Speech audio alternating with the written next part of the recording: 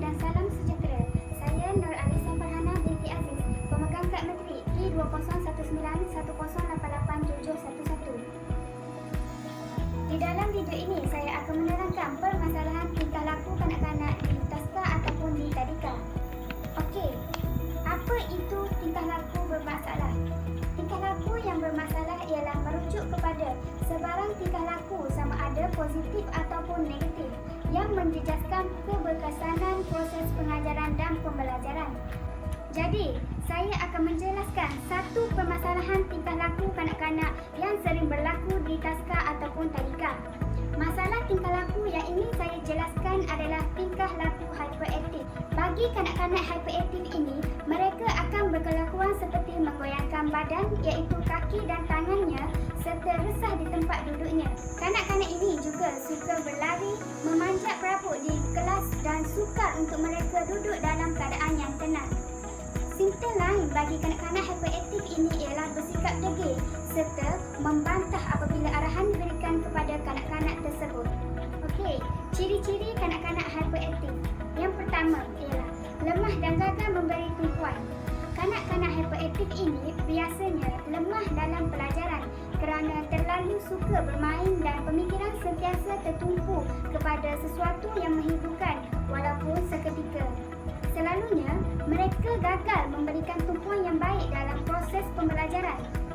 Yang kedua, tidak dapat membuat gambaran, pengasingan dan menyatakan kaitan atau perhubungan.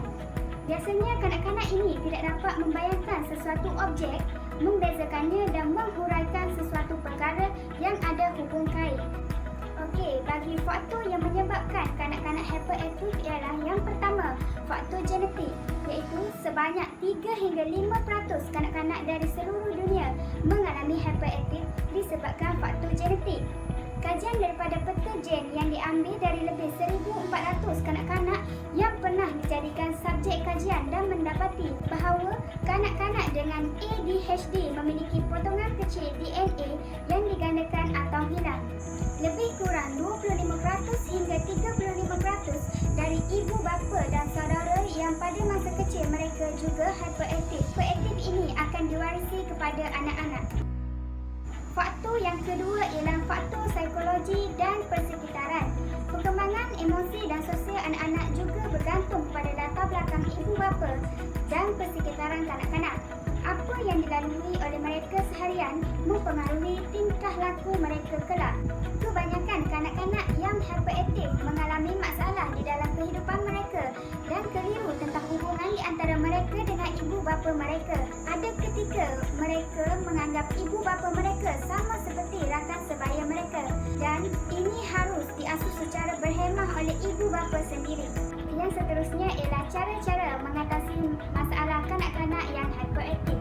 Yang pertama, guru haruslah memberikan perhatian yang lebih kepada pelajar yang hyperaktif. Kanak-kanak tersebut haruslah sentiasa dalam pemerhatian guru semasa di dalam bilik darjah.